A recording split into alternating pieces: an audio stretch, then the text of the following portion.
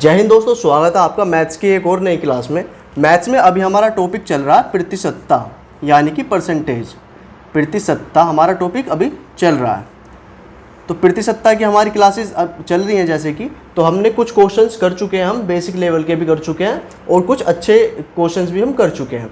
आज की क्लास में हम जानने वाले हैं कुछ ऐसे क्वेश्चन जो काफ़ी ज़्यादा पूछे जाते हैं किसी भी एग्ज़ाम में, ठीक है ना। चाहे वो एसएससी का एग्ज़ाम हो, चाहे वो स्टेट का हो, किसी का भी, तो बहुत ज़्यादा पूछे जाते हैं वो क्वेश्चंस। तो चलिए उन क्वेश्चंस को आज हम जानते हैं कि कौन कौन से क्वेश्चंस आपको जो आने के चांसेस ज़्यादा होते हैं, ठीक है ना। तो आगे बढ़ने से पहले आप वीडियो को लाइक कर दो, अभी से ही लाइक कर दो वीडियो को, और चैनल को सब्सक्राइब ज़रूर कर दो दोस्तों। सब्सक्राइब कर लीजिए अभी से ही चैनल को। अगर आपने अभी तक चैनल सब्सक्राइब नहीं किया है तो इसे आप ज़रूर कर लेना। तो चलो स्टार्ट करते हैं आज का सेशन। और आज का सेशन में हमारा पहला क्वेश्चन है। क्वेश्चन आपको दिखता रहेगा बोर्ड पे साइड में, यहाँ पर आपको दिखता रहेगा क्वेश्चन। तो देखो पहला क्वेश्चन है, हम क्वेश्चन से स्टार्ट करते हैं। जो भी कॉन्सेप्ट होगा मैं उसी के साथ आपको क्लियर करता चलूँगा, ठीक है। अब देखो ये क्वेश्चन है जैसे कि राम की आय मोहन की आय से 20% कम है, मोहन की आय राम की आय से कितने प्रतिशत अधिक है। ऐसे क्वेश्चंस बहुत ज़्यादा आते हैं, ठीक है ना। तो इस क्वेश्चन को समझो आप। पहला क्वेश्चन क्या है, देखो राम की आय मोहन की आय से 20% कम है। अब इसमें आप ये आपको सवाल दिख रहा है, ठीक है। इसमें देखो क्या कॉन्सेप्ट लगेगा वो आप समझो। मोहन की आय से 20% कम है। आपको देखो मैं एक बार ये पहला क्वेश्चन मैं आपको लिख करके समझाता हूँ, क्योंकि ऐसे क्वेश्चन आने वाले हैं आगे, ठीक है। तो मैं इसको लिख लेता हूँ। क्या है, राम क्या है, मोहन की आय से, राम की आय मोहन की आय से, मोहन की आय से। मैं इस क्वेश्चन को इस वजह से लिख रहा हूँ ताकि आपको कॉन्सेप्ट क्लियर कर दूँ पहले ही क्वेश्चन में, ठीक है ना। मोहन की आय से 20% कम है, 20% कम है, ठीक है, 20% कम है। तो मोहन की आय राम की आय से कितने प्रतिशत अधिक है। तो पूछ लिया है कि मोहन की आय राम से कितनी प्रतिशत ज़्यादा है। ये क्वेश्चन है, ये पूछा गया है। अब आप इस क्वेश्चन से अपना जो भी मैं कॉन्सेप्ट बताने वाला हूँ वो आप क्लियर करो, ठीक है। उससे आपके आने वाले 2-3 जो भी सवाल हैं उन्हें आप कर लोगे आसानी से। देखो राम की आय मोहन की आय से 20% कम है। एक तो राम है, एक व्यक्ति राम है और दूसरा है मोहन, ठीक है, 2 लोग हैं। इसमें से राम की आय मोहन की आय से 20% कम है, ठीक है। तो राम की आय कम है, राम की आय कम है और मोहन की आय ज़्यादा है, ठीक है ना। राम की आय मोहन की आय से 20% कम है, तो मोहन की आय ज़्यादा होगी इससे। तो मोहन की आय राम की आय से कितनी ज़्यादा है ये पूछ लिया है। अब ऐसे क्वेश्चंस में आप क्या करोगे, जब आपको 2 चीज़ें दी हुई हों कि एक का तो बता दिया जाए कि इससे इतने % कम है, तो उससे कितने % अधिक होगी। ऐसे क्वेश्चंस बहुत ज़्यादा आते हैं। तो आपको सिंपली क्या करना है, जो पहली लाइन होती है, जैसे ये है कि मोहन की आय से 20% कम है, तो इस वाली लाइन, ये जो है इतना वर्ड आप पकड़ लो, ठीक है। इस वर्ड को आप पकड़ लो, और मतलब 20% तो आपको पकड़ना ही है, साथ में एक कम जो लिखा हुआ है ना ये भी पकड़ना है। कि बहुत से क्वेश्चंस में क्या होगा, ज़्यादा आ जाएगा, कम आ जाएगा, तो आपको कम और ज़्यादा देखना है कि कम पूछा है ज़्यादा है। पहली लाइन में कम है ज़्यादा, ठीक है। तो 20% कम है, तो इसमें आप ये वाली चीज़ लगाना जो मैं भी करता हूँ बहुत ज़्यादा। इस तरीके से क्वेश्चंस मैं करता हूँ, ठीक है, बहुत जल्दी हो जाते हैं सवाल। 20% कम है तो सिंपली आपको 20 लिख देना है पहले तो, ठीक है। और गुणा कर देनी है 100 से, गुणा कर देनी है 100 से। 20 लिख के गुणा कर दो 100 से। उसके बाद डिवाइड करना है। अगर देखो अब 20% कम है, अगर ये देखो ये कम है ना, अगर कम दे दिया जाए तो 100 में से माइनस करके लिख दो इतना। जैसे ही 20% कम है तो 20% को आप 100 में से माइनस कर दो 20, तो 80 आ जाएगा। तो अपोन में 80 लिख दो। क्या लिखना है, 100 में से माइनस क्या कर देना है, 20 को, ठीक है। ये कॉन्सेप्ट है, ये वाला कॉन्सेप्ट है। इससे बहुत जल्दी आसानी से सवाल हो जाएंगे आपके, ठीक है। और आपको चक्कर में ही नहीं पड़ना। मतलब जब यहाँ पे कम है तो अगली बार ज़्यादा पूछी गई है, वो तो ठीक है ना, वो तो नॉर्मली सी बात है। अगर यहाँ पे ज़्यादा दी होती तो यहाँ पे कम पूछी जाती, ठीक है। तो एक कम होता है, एक ज़्यादा होता है इसमें। तो आपको अगली लाइन से मतलब नहीं होना चाहिए, आपको पहले में क्लियर हो जाएगी कि अगर यहाँ पे कम दी हुई है तो वो ज़्यादा ही पूछ रहा होगा, ठीक है ना। तो हमने क्या किया है, देखो इसको साफ करता हूँ। इतना मैंने लिखा है, बस ये जो इतना जो वर्ड है ना, ये पकड़ लिया है। बस इसी वर्ड को पकड़ने से मेरा सवाल हो गया। 20% कम, कम भी पकड़ना है साथ में। तो 20 लिखा है पहले तो, क्योंकि 20% है, और 100 लिख दिया है। गुणा 100 से करनी है आपको, ठीक है ना। 20 करके गुणा 100 से करनी है। और अपोन में क्या कर देना है, 100 में से अगर कम है तो माइनस कर देना है।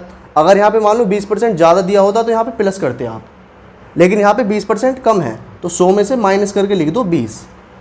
अब इसको सोल्व कर लो, जो भी सोल्व करके आएगा आपको वही आंसर है। अब जैसे कि सोल्व करो, इसको कितना आएगा, ये तो कितना हो गया, ये हो गया आपका 2000 ऊपर, और अपोन में कितना हो गया, 100 में से 20 गए तो 80 हो गया। इसको सोल्व करोगे तो कितना बैठेगा, 8 दूनी 16, 8 पंजे 40, तो 25 आ गया। तो आपका आंसर ही क्या हो जाएगा, 25% ज़्यादा है। 25% ज़्यादा है मोहन की आय, ठीक है। जो चीज़ पूछी है मोहन की राम से कितनी % ज़्यादा है, तो मोहन की ही तो पूछी है, तो मोहन की 25% ज़्यादा है। ये वाला जो कॉन्सेप्ट है ना, इसको नोट कर लो बिल्कुल, ये बहुत जगह लगेगा, तो आप इसको नोट कर लो। ये कैसे आया वो समझ में आ गया। ये 20 कहाँ से उठाया, जो % है वही उठा दिया है। 100 से गुणा करनी है, क्योंकि % है तो 100 से गुणा करनी पड़ेगी इसमें। और 100 - 20 क्यों लिखा है यहाँ पे, 100 - 20 इसी वजह से लिखा है क्योंकि यहाँ पे 20% कम है। तो 100 में से 20% माइनस कर, 100 में से 20 आपको माइनस करना है, ठीक है। अब हम क्वेश्चन करते हैं, एक दो और क्वेश्चन करेंगे तो आपको वो ये चीज़ क्लियर हो जाएगी बिल्कुल, ठीक है। तो आप इसको नोट कर लो। मैंने ये क्वेश्चन इसी वजह से लिखा है, ये वाला क्वेश्चन, ताकि आपको ये वाला कॉन्सेप्ट क्लियर कर सकूँ, ठीक है। अब नेक्स्ट क्वेश्चन देखते हैं। जैसे कि हम नेक्स्ट क्वेश्चन देखो क्या है। नेक्स्ट क्वेश्चन है, चीनी की कीमत 25% बढ़ जाने पर, नेक्स्ट क्वेश्चन है आपका, चीनी की कीमत 25% बढ़ जाने पर मोहन की आय, नहीं सॉरी, चीनी की कीमत 25% बढ़ जाने पर एक परिवार को कितनी कटौती करनी पड़े, ठीक है, कि परिवार का खर्च उतना ही रहे। बस इसमें भी क्या करना है आपको, बस एक जो वर्ड दिया हुआ है ना, 25% बढ़ जाने पर, इसे पकड़ लो। पूरे क्वेश्चन से आपको कोई मतलब नहीं, पढ़ना तो आपको क्वेश्चन पड़ेगा पूरा, ठीक है, उससे आपको चीज़ें क्लियर होंगी माइंड में। लेकिन आपका जो सवाल है ना, ये बस 2 वर्ड से हो जाएगा। कौन कौन से? चीनी की कीमत 25% बढ़ गई है, क्या हुआ है, 25% बढ़ जाने पर है, 25% बढ़ जाने पर। बस इतना ही वर्ड आपको पकड़ना था पूरे क्वेश्चन में, यही आपको पकड़ना था, इतना ही पार्ट, और बाकी आपका आंसर आ जाएगा। अब वही कॉन्सेप्ट लगा दो यहाँ पे, बढ़ जाना, बढ़ जाने का मतलब है वृद्धि होना, वृद्धि होना। तो वृद्धि होने के लिए प्लस करेंगे हम। अगर यहाँ पे घट जाता होता तो माइनस करते, इतना ध्यान रखना है, प्लस करना है यहाँ पे, ठीक है। अब चलो करो। अब 25% है तो 25 को ऐसे ही लिखो, गुणा करनी है हमें 100 से। अपोन में क्या था, अपोन में 100 में से क्या करना है, 100 में से क्या करना है ये बताओ। 100 में से हमें 25 क्या करना है, प्लस करना पड़ेगा।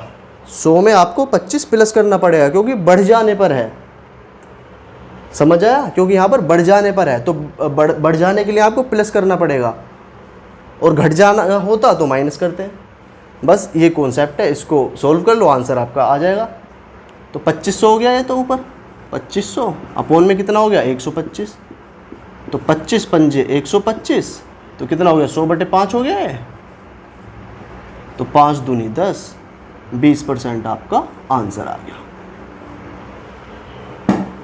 ठीक, क्लियर हो गया ये सवाल आपको। अब जो मैंने कॉन्सेप्ट बताया था आपको पहले, वही कॉन्सेप्ट यहाँ पे लगा है, इसी वजह से मैंने वो क्वेश्चन थोड़ा आपको अच्छे से बताया है डिटेल में, ठीक है ना। बस आपको क्या करना है कि क्वेश्चन में ये वाला पार्ट ढूंढना है। अगर इस टाइप का आपको क्वेश्चन मिलता है कहीं भी, तो ये वाला पार्ट आपको जरूर ढूंढना है। इस पार्ट को ढूंढ लो और आपको ये कॉन्सेप्ट लगा दो, और आपका आंसर एकदम आ जाएगा। ठीक, इसको भी आप नोट कर लो अगर आप नोट करना चाहते हो तो। नेक्स्ट क्वेश्चन देखते हैं। नेक्स्ट क्वेश्चन है, रवि मोहन से 40% अधिक कार्य करता है। करो इस सवाल को, आपको दिख रहा होगा सवाल करो। रवि मोहन से 40% अधिक कार्य करता है, तो बताइए कि मोहन रवि से कितने प्रतिशत कम कार्य करेगा। वही सेम कॉन्सेप्ट लगा दो जो मैंने बताया और करो आप इसको। सवाल है, रवि मोहन से 40% अधिक कार्य करता है, ठीक है। तो आपको बाकी चीजें भूल जानी है इस सवाल की, बस एक वर्ड कौन सा पकड़ना है आपको, 40% अधिक, 40% अधिक।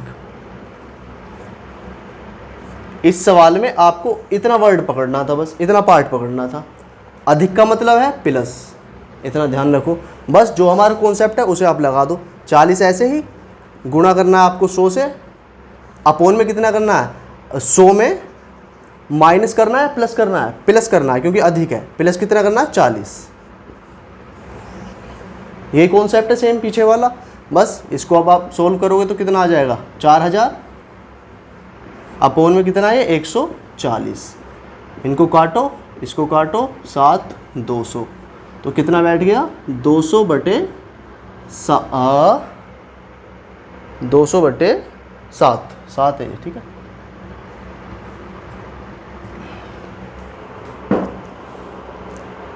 दो 200/7 बैठ गया, तो इतना परसेंट आपका आंसर है। या तो आप यहाँ भी लिख दो या फिर आप इसको सोल्व कर लो थोड़ा सा, तब लिख देना। अब 200/7 को क्या लिख सकते हैं हम, 200/7 को लिख सकते हैं, 7 नीचे कितनी बार गया, 7 दूनी 14, 6 बचे, 7 6 7 7 19 7 8 56, ठीक है। और यहाँ कितना बचा 4, 28 सही 4/7, 28 सही 4/7, यही आपका परसेंट में आंसर है, ठीक है। अगर ये आंसर दिया होता तो हम यहाँ पे लगाए थे, अगर वो इसमें पूछ रहा है सही में तो आप इसमें आंसर दे सकते हो। वो तो सोल्व करना है बस, तो 200/7 को इतना सोल्व करोगे तो इतना आ जाएगा, ठीक है। कॉन्सेप्ट आपको क्लियर होना चाहिए, ये वाला कोई सी सवाल कर दोगे आप ऐसा, ये पार्ट आपको ढूंढना है हर सवाल में, ठीक। समझ में आ गया होगा अब तो, ये कॉन्सेप्ट आपको बिल्कुल क्लियर हो गया होगा। चलो नेक्स्ट क्वेश्चन करते हैं। अगला सवाल है, बोल रहा है दूध की कीमत 60% बढ़ जाने से एक परिवार को कितने प्रतिशत कटौती करनी पड़ेगी कि खर्चा पहले जितना ही रहे। सवाल कुछ भी कह रहा है, आपको कुछ मतलब नहीं है सवाल से, बस आपको सवाल में वही वाला पार्ट ढूंढना है जो मैं बता रहा हूँ। इसमें सवाल में क्या पार्ट है, वो पार्ट आपको शुरू में मिल जाएगा सवाल के। 60% बढ़ जाने से, बढ़ जाने से, तो इस सवाल का जो हमें पार्ट ढूंढना था, बस इतना ढूंढना था। इतने पार्ट आपको पकड़ना है और आपको सवाल कर देना है। इतना पार्ट पकड़ा और जो हमारा कॉन्सेप्ट चलता आ रहा है उसको लगा दो। 60 गुणा, मुझसे पहले करने की कोशिश करो आप इसको, ठीक है, आपकी इससे प्रैक्टिस होगी अच्छी। 60 गुणा 100, समझ में आया, 60 गुणा 100 कैसे कर दिया, 60 ऐसे ही, 100 तो परसेंट के लिए लगाना ही है गुणा करके, और अपोन में कितना करना है 100 में। अब बढ़ जाने पर, तो बढ़ जाने के लिए क्या लगाएंगे, प्लस, प्लस 60, ठीक हो गया सवाल। मतलब कॉन्सेप्ट ये वाला लगा दो, सवाल हुआ पड़ा है। कितना आ गया 60 गुणा 100, नीचे कितना है 160, इनको काटो, इसको भी काटो, कट जाएगा ये तो, 2 से काट लो, ठीक है, और भी काट लो इसको, ये कट जाएगा 4 से, 2 चौक 8 और 30, तो कितना आ गया, ये आ गया 30 गुणा 5/4, और कट जाएगा ये तो, और काट लो इसे एक बार, 2 15, तो 15 पंजे 75/2, इतना परसेंट आपका आंसर आएगा। ये भी आंसर ठीक है आपका। अगर आप इसको सोल्व करके लिखना चाहो तो क्या लिख सकते हो उसको, 2 नीचे कितनी बार जा रहा है, 2 3 6, ठीक है, और 2 7 14 1, 37 सही 1/2, इतने परसेंट आपका आंसर है। ये भी आंसर ठीक है और ये भी आंसर ठीक है, ठीक, 37 सही 1/2, ये आपका आंसर आ गया। अब आपको इस तरीके के सवाल में कहीं भी कोई दिक्कत नहीं आने वाली, क्योंकि हमने 3 4 सवाल कर लिए हैं अच्छे से, ठीक है। तो चाहे वो अब कैसे सवाल दो, लैंग्वेज घुमा सकता है, वो कुछ भी बोल सकता है।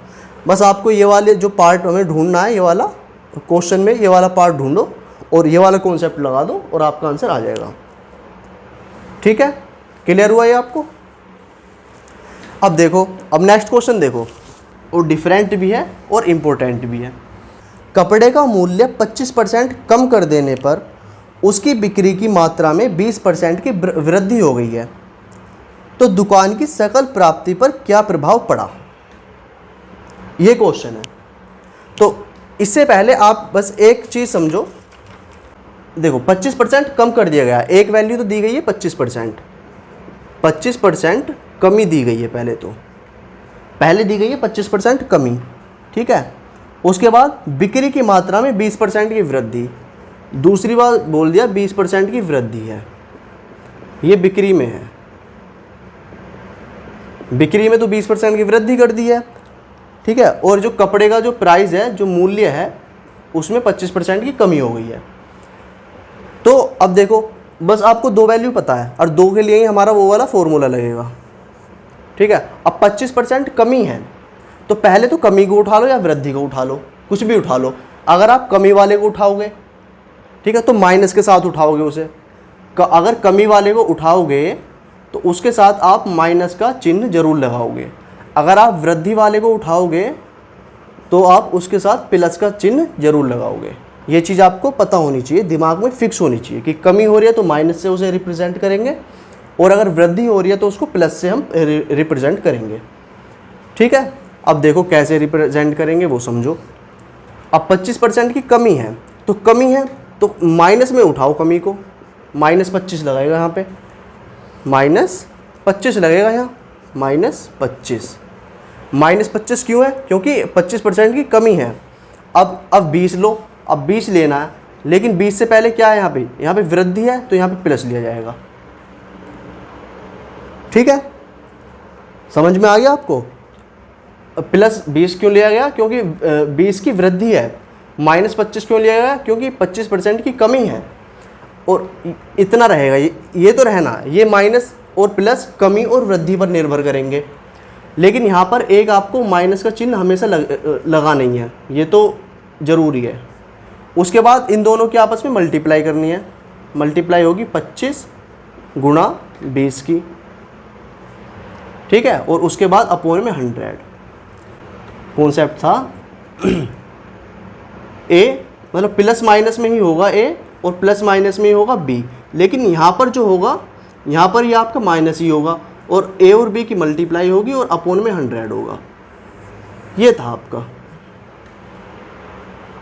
ये फॉर्मूला था। मतलब ए से पहले प्लस भी हो सकता है, माइनस भी हो सकता है, यहाँ पे बी से पहले प्लस भी हो सकता है, माइनस भी हो सकता है। वो क्वेश्चन बता देगा हमको कि क्या लगाना है, लेकिन ये वाला साइन हमेशा माइनस का रहेगा। और ए बी की यहाँ पर मल्टीप्लाई होनी है, यहाँ पे 100 लिखना है। तो बस इसी में तो हमने रखा है इसी को। देखो अब प्लस माइनस ए है, तो हमें क्या लिखना है? ये ए है एक तरीके से, तो 25 लिखा है, और यहाँ पे प्लस या माइनस में एक आना है, तो यहाँ पर माइनस आया है। क्यों? क्योंकि कमी है। समझ में आ गया ये चीज़ कैसे आई है? अब ये 20 लिखा है, ठीक है, बी की जगह हमने 20 लिख दिया। अब प्लस या माइनस में एक चीज़ लेनी है, तो क्या लेंगे हम? और 20 के साथ क्या है? वृद्धि है, तो वृद्धि के लिए हमेशा प्लस लिया जाएगा, ठीक है। और ये माइनस है, तो माइनस हमने ऐसे लिख दिया यहाँ पे।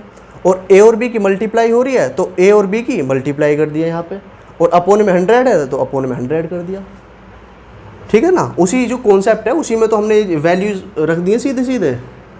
बस आपको इतना पता होना चाहिए कि प्लस माइनस जो होते हैं वृद्धि और कमी के लिए क्या लगना है, ये आपको क्लियर होना चाहिए, ठीक है। तो वृद्धि के लिए प्लस लगाना है आपको, कमी के लिए आपको माइनस लगाना है। तो बस आप इनको अब सोल्व करो। अब -25 में से -25 और 20 को सोल्व करोगे तो क्या आएगा? ये आएगा आपका -5, ठीक है। 20 में से आप 25 को घटा दोगे तो -5 आएगा। उसके बाद माइनस ऐसे उठाओ और 25 गुणा 20, या तो इनको आप यहीं पे काट लो, 25 चौका 100, ठीक है, और इसको भी काट दो, 4 पंजे 20, तो ये टोटल बच गया 5। टोटल बच गया 5। इनको हमने सोल्व कर लिया था ना, तो 5 आ गया। अब माइनस माइनस होते हैं प्लस, माइनस माइनस होते हैं प्लस, तो -10 आ गया, -10% आ गया, -10% आ गया हमारा सोल्व करके सारा सवाल। अब 10% तो है, लेकिन माइनस यहाँ दिखा रहा है कमी को, माइनस दिखा रहा है यहाँ पे कमी को। अब क्वेश्चन पढ़ो, क्वेश्चन क्या कह रहा था? क्वेश्चन कह रहा था कि तदनुसार दुकान की सकल प्राप्ति पर क्या प्रभाव पड़ेगा, दुकान की सकल प्राप्ति पर क्या प्रभाव पड़ेगा। तो 10% का प्रभाव पड़ेगा। और क्या प्रभाव पड़ेगा, माइनस है तो कमी पड़ेगा, कमी होगी, 10% की कमी होगी। अगर यहाँ पे माइनस ना होता तो 10% की वृद्धि का प्रभाव पड़ता, लेकिन यहाँ पर -10 में आया है ना हमारा आंसर। तो माइनस किसको रिप्रेजेंट करता है, वो करता है कमी को। तो 10% की कमी होगी। प्रभाव क्या पड़ेगा, 10% की कमी का प्रभाव पड़ेगा। 10% का नुकसान हो जाएगा या 10% का हास हो जाएगा। ठीक है, 10% का नुकसान, इसको आप नुकसान भी लिख सकते हो, 10% नुकसान या 10% हाश होगा, हाश।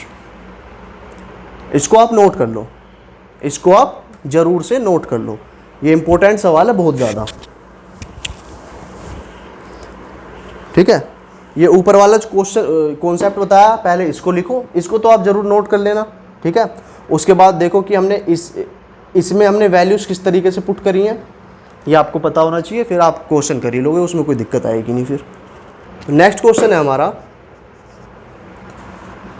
नेक्स्ट क्वेश्चन बोलता है हमारा, संख्याएं हैं ए और बी और संख्या सी से क्रम से 30% और 50% अधिक हैं, तो ए का बी से कितना अनुपात है, ये पूछ लिया है। संख्याएं ए और बी संख्या सी से क्रम से, तो 3 संख्याएं दे दी हैं हमें, ए बी सी 3 संख्याएं हमें दे दी हैं।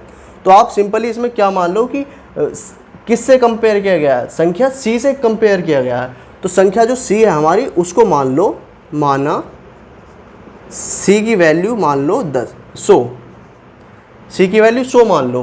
तो ए की वैल्यू क्या हो जाएगी, ए की वैल्यू क्वेश्चन के अकॉर्डिंग पढ़ते हैं, ए 30% अधिक है, तो ए तो 30% अधिक है, तो इसको 30% अधिक करो। 100% में अगर हम 30 जोड़ देंगे तो कितना हो जाएगा, 130%।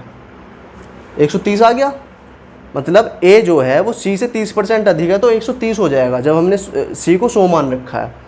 और बी के लिए क्या बोला गया है क्वेश्चन में, बी के लिए बोला गया है क्वेश्चन में बी 50% अधिक है, तो सी से अगर हम बी को 50% अधिक करेंगे तो 150 हो जाएगा। तो ये तो ए है 30% अधिक 100 से, तो 130। अब बी 100 से 50% अधिक है तो 150। ये समझ में आ गया। अब क्या पूछा क्वेश्चन, देखो क्वेश्चन कह रहा है ए का बी से अनुपात क्या है, तो इन दोनों का अनुपात पूछ लिया है, बस इन दोनों का अनुपात ही तो पूछ लिया है, ए बटे बी पूछ लिया है एक तरीके से। तो ए की वैल्यू कितनी है 130 और बी की वैल्यू कितनी है 150, तो इनको काटो, कितना आ गया 13 बटे 15। तो ए और अब ए अनुपात बी क्या आ जाएगा आपका, ए की वैल्यू 13 और बी की वैल्यू 15, तो ए अनुपात बी की वैल्यू आ गई आपकी 13:15, 13:15 आपका आंसर आ गया। ये क्लियर हो गया होगा सवाल, इजी सवाल था और अच्छा सवाल था, तो इसको भी आप नोट कर सकते हो। ठीक है, सी हमने 100 मान लिया है। 100 क्यों माना, क्योंकि परसेंटेज में ज़्यादातर 100 वैल्यू मान लेते हैं, तो उसको आसानी से हम कर सकते हैं। अगर किसी चीज़ को कहीं मानने की ज़रूरत पड़ती है तो आप 100 मानने की कोशिश करो पहले। तो अगर 100 मानने में प्रॉब्लम हो रही है तो फिर तो x है ही, x मान लो। x में क्या है, दिक्कत होती है, 100 मानने में दिक्कत नहीं होती है। 100 मानने से सवाल आसानी से हो जाता है और जल्दी हो जाता है। ठीक है, अब नेक्स्ट क्वेश्चन देखो। नेक्स्ट क्वेश्चन है x, y और z का वेतन। x, y और z लिख लो पहले, x है, y है और z है। 3 लोगों का वेतन 2, 3, 5 के अनुपात में है। 2 है इसका 3 है और इसका 5 है। x का 2 है, y का 3 है, z का 5 है रेशो में। ठीक है, तो z का वेतन x के वेतन से कितने % अधिक है। x का वेतन z के वेतन से, z का वेतन x के वेतन से कितने % अधिक है। हाँ ठीक है, हमें दिख रहा है कि z का वेतन 5 है और x का वेतन 2 है, तो ज़्यादा तो है, z का वेतन ज़्यादा तो है x से, लेकिन कितने ज़्यादा है वो देखो, इन दोनों में देखो कितने ज़्यादा है, 3 ज़्यादा है। अब जब x का आपके 2 है, x आपके 2 रुपये कमा रहा है और z आपके 5 रुपये कमा रहा है, तो दोनों कितने रुपये ज़्यादा कमा रहा है z, ये देखो z कमा रहा है आपका 5 में से 2 घटाएंगे कितना आ गया, 3 रुपये ज़्यादा कमा रहा है। और अपोन में कितना करना है, किससे कंपेयर हो रहा है वो देखो, क्वेश्चन में क्या बोल रहा है, क्वेश्चन में बोला है कि जेड का वेतन एक्स के वेतन से, तो इससे कंपेयर हुआ है एक्स से, तो एक्स के वेतन को नीचे लिखना है। ठीक है, 5 में से 2 क्यों कम किए, हमें जेड हमें निकालना है कि कितना ज़्यादा कमा रहा है ये जेड, तो 3 रुपये ज़्यादा कमा रहा है। कैसे, 5 - 2 करेंगे तो 3 आ जाएगा। और किससे कंपेयर किया गया है कि एक्स से ज़्यादा कमा रहा है, तो एक्स की वैल्यू नीचे आ जाएगी। ठीक है, तो 5 में से 2 गए तो आगे आपका 3 और ये आ गया आपका 2, 3/2 आ गया। और इसको बस परसेंटेज में बनाना है तो गुणा 100 कर दो। ये तो फ्रैक्शन में आया आपका, अब परसेंटेज में हमें वैल्यू चाहिए तो बस गुणा 100 कर दो। अब 100 कर देंगे तो इनको काट दो, कितने बार गया, 50 बार, और 5 × 15, 150% ज़्यादा, मतलब 150% अधिक है। ठीक है, कितने प्रतिशत अधिक है, जेड का वेतन 150% अधिक है। इसको आप नोट कर लो अगर आप करना चाहते हो। अच्छा क्वेश्चन है और ऐसे क्वेश्चन आते हैं। ठीक, ऐसे क्वेश्चंस आ जाते हैं। वैल्यूज़ आपको चेंज मिलेंगे, हो सकता है 2, 3, 5 की जगह हो 200, 300, 500 हो, लेकिन आपका कॉन्सेप्ट तो ये लगना, तो आप इसको नोट कर सकते हो। नेक्स्ट क्वेश्चन देखते हैं। नेक्स्ट क्वेश्चन है हमारा, एक शोरूम में उपलब्ध टेलीविज़न और राइस कुकर का अनुपात 2:3 है। ठीक है, नेक्स्ट क्वेश्चन क्या बोल दिया, एक शोरूम में टेलीविज़न और राइस कुकर, एक तो आपका टेलीविज़न है, टेलीविज़न, और दूसरा है आपका राइस कुकर, राइस कुकर है दूसरा। इन दोनों का अनुपात दिया है 2:3। शोरूम में उपलब्ध राइस कुकर का प्रतिशत बताना है। अब एक शोरूम में 2 तो टीवी रखे हुए हैं समझो, और कुकर रखे हुए हैं 3, तो कितने % कुकर रखे हुए हैं ये पूछ लिया।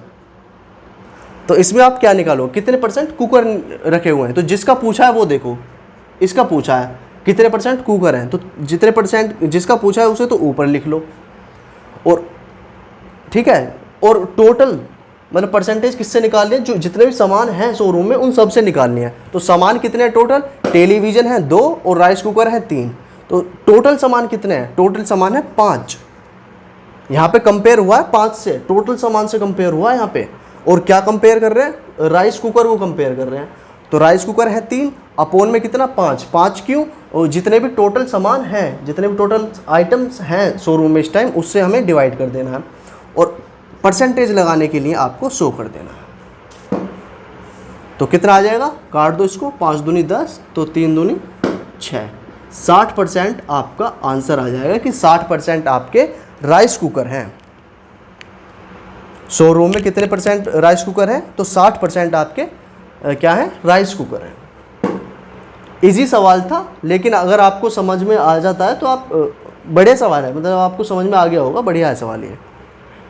और मैं कोशिश कर रहा हूँ आपको थोड़ा डिटेल में बताने की, ठीक है ना, एक एक पॉइंट क्लियर करने की मैं आपको कोशिश भी कर रहा हूँ। भले ही थोड़ा टाइम ज़्यादा लग रहा है, लेकिन मैं आपको क्वेश्चंस क्लियर कराने की कोशिश पूरी कर रहा हूँ। एक क्वेश्चन और देख लेते हैं, जो कि आज के सेशन का लास्ट क्वेश्चन होगा। इसको और देख लेते हैं, बहुत अच्छा क्वेश्चन है ये, इसको ज़रूर देखो। ठीक है, बहुत अलग हटके क्वेश्चन है ये। क्वेश्चन है, 2 संख्याएं a और b इस प्रकार हैं कि a के 6% और b के 4% का योग a के 7% और b के 11% के योग का 2/5 है, तो a अनुपात b का मान क्या होगा। ये है क्वेश्चन। ठीक है, कितना बड़ा क्वेश्चन आपको देखने में लग रहा होगा, लेकिन क्वेश्चन ज़्यादा टफ नहीं है ये, लेकिन हाँ इतना आसान भी नहीं है। लेकिन क्वेश्चन आप इसको करोगे, ठीक है, मैं कराऊंगा, आप इसको करोगे और इसको अच्छे से समझेंगे क्वेश्चन को, फिर आपको दिक्कत नहीं होगी, ऐसा कोई भी क्वेश्चन आ जाए फिर। ठीक है, इसको आप नोट ज़रूर कर लेना क्वेश्चन को। क्वेश्चन आपको दिख रहा होगा, इसे आप नोट कर लो। अब मैं बताता हूँ ये क्या कैसे होगा सवाल।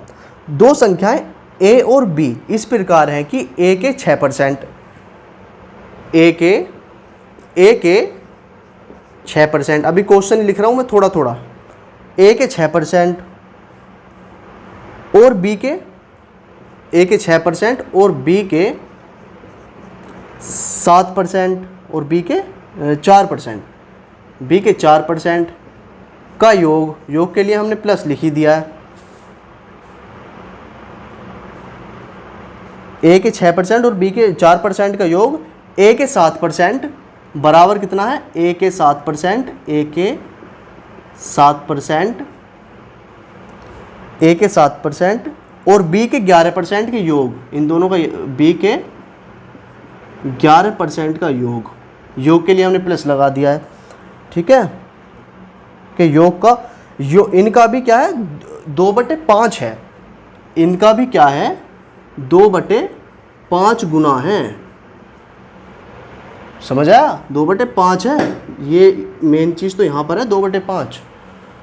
अब समझो, तो ए और बी का रेशो पूछ लिया गया है यहाँ पे, ए अनुपात बी यहाँ पर पूछ लिया गया है कि ये बताओ क्या होगा। तो ए के 6%, तो इसको सिंपली लिखो, ए के की जगह गुणा, 6 की जगह और परसेंटेज हटा दो 100, इसका मान ये हो गया, ठीक है। अब प्लस में आ जाओ, अब बी के 4%, बी गुणा 4/100, इसका ये आ गया, बराबर है ए के 7%, ए के 7%, इसकी वैल्यू ये आ गई। अब प्लस कर दो, बी के 11%, बी के 11% के लिए ये कर दो, और गुणा है इसका 2/5, 2/5, इसका भी तो दिया हुआ है 2/5।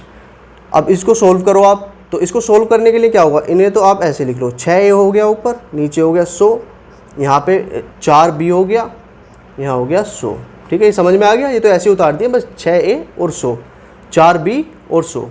अब बराबर में कितना है, 7a/100 प्लस 11b/100 और इसकी गुणा है 2/5 से, ठीक है। अब सोल्व करते जा रहे हैं तो सवाल छोटा होता जा रहा है, वो तो होता ही है, जब हम सोल्व करते जाते हैं किसी भी सवाल को तो वो छोटा होता चला जाता है। अब इन दोनों का एलसीएम ले लो, प्लस है बीच में तो दोनों का एलसीएम लो, तो ये हो जाएगा 6a + 4b बराबर, इसका भी एलसीएम लो, 100 एलसीएम, तो यहाँ हो जाएगा 7a + 11b और इसकी गुणा कर रहे हैं हम 2/5 से, यह अभी बाहर ही चल रहा है, 2/5 बाहर ही चलता रहेगा, ठीक है। अब क्या करना है, अब देखो ये 100 तो काट दो, 100 तो कट जाएगा, 100 तो हम सीधे सीधे इसको काट देते हैं, बराबर में है ना, बराबर में, तो 100 से 100 कट गया। अब बस देखो कि क्या करना है हमें, अब यहाँ पे क्या क्या बच रहा है, यहाँ बच रहा है 6a, यहाँ 6a बचा है, और यहाँ प्लस का 4b भी बचा है, और बराबर में 7a बचा है, और प्लस में 11b बचा है, और गुणा बची है 2/5 से, ठीक है। अब 2/5 से जब इसकी गुणा बची है तो इसको 2/5 से अंदर गुणा कर दो ना, इसे तो आप ऐसे ही चलाते रहो, अभी 6a + 4b इसे ऐसे ही रखो, और इसको बस अंदर मल्टीप्लाई कर दो 2/5 की इसमें, तो 7 दूनी 14a/5 हो जाएगा ये, और ये 11 दूनी 22b/5 हो जाएगा। ये समझ में आ गया, 2/5 की अंदर गुणा कर दी, 2/5 की इसमें गुणा करेंगे ये आएगा, 2/5 की इसमें गुणा करेंगे ये आएगा, ठीक है। अब हमने 2/5 को अंदर कर दिया है बाहर से। अब देखो, अब इसको यहाँ समझो, यहाँ समझो, ठीक है, आगे का पार्ट हम यहाँ समझते हैं। अब 6a + 4b है, अब क्या इतना, ये तो पार्ट अलग है बराबर में, अब बराबर वाले पार्ट को देखो, 5 और 5 का इसका एलसीएम ले लो, अभी 6a और + 4b तो इधर चलेगा ही, बराबर में चल रहा है आपका, इसको 5 एलसीएम ले लेंगे हम नीचे, 5 एलसीएम आ गया, और इसको हम लेंगे अब, क्या हो जाएगा 14a + 22b, इतना हो गया, ठीक है, समझ में आ गया। 14a + 22b/5 कैसे आया, समझ में आ गया। अब इस 5 को हटा दो, क्योंकि हमें a और a/b की वैल्यू फाइंड करनी है ना, तो हमें 5 हटाने पड़ेगा, a और b में ही वैल्यूज आनी चाहिए। तो 5 को हटाने के लिए जैसे इधर ये डिवाइड में, तो इधर ले जाओ, इसको बराबर से इधर ले जाएंगे, क्रॉस मल्टीप्लाई कर देंगे तो एक गुणा में पहुंच जाएगा, तो इसको गुणा करोगे तो कितना आ जाएगा, 5 × 30a और इसमें भी 5 × 20b बराबर कितना बचा, 14a + 22b, ठीक है ना। अब देखो, अब a और b में वैल्यू आ गई है हमारी, अब हमारा सवाल हो जाएगा, बस a की एक जगह ले आओ, एक ये है, एक ये है, तो इन दोनों को एक साथ ले लो और b को एक साथ ले लो तो 30a यहाँ रखो, और ये 14a है, तो उस साइड प्लस में है, तो इस साइड कितना रखोगे, इधर इसे कर दोगे माइनस में, 30A माइनस का 14A, और बराबर में 22B ही रहेगा ऐसे, और ये वाला 20 जो है इसको इधर ले जाओ, ये माइनस में पहुंच जाएगा, माइनस 20B। ठीक है, ये बराबर में है। ठीक है, समझ में आ रहा है ना आपको? कैलकुलेशन थोड़ी ज़्यादा है लेकिन क्वेश्चन भी तो अच्छा है। अब देखो क्या है, अब 30A, अब ए में आ गई हैं दोनों वैल्यू, तो इनको माइनस कर दो। 30 में से 14 गए तो कितने बचे? 10 में से 4 गए 6, 2 में से 1 गया 1, 16A बचा। यहाँ बराबर में कितना बचा? यहाँ बचा 22 में से 20 गए तो 2B बचा। ठीक है, 2B बचा। अब ये कट रहा है, 2 अट्ठे 16, तो आपका कितना बच गया? 8A बराबर B आ गया। अब आपको A और B की वैल्यू तो फाइंड करनी है तो A बटा B कितना हो जाएगा? तो A की वैल्यू कितनी है यहाँ पे? A बटा B, तो A की वैल्यू है यहाँ पर आपकी 8A बराबर B है, तो यहाँ पे कुछ नहीं है तो 1 होता है ना, गुणा आप 1 मानो एक तरीके से यहाँ पे, तो A बटा B है, यहाँ हो जाएगा 1 बटा 8। ठीक है, तो A की वैल्यू 1 है और B की वैल्यू 8 है, तो A रेसो B की वैल्यू क्या आ गई? A रेसो B की वैल्यू क्या आ गई? 1 रेसो 8। कितनी आ गई है? 1 रेसो 8। ये आपका आंसर आ गया। A और B की क्या वैल्यू आ गई है? 1:8।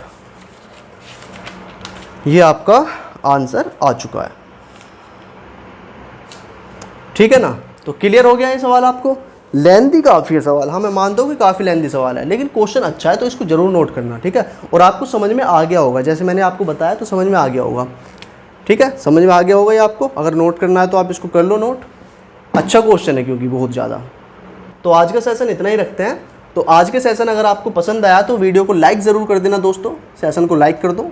और अगर आपकी कोई भी क्वेरी है या कोई भी आपका सवाल है तो कमेंट बॉक्स में डालो।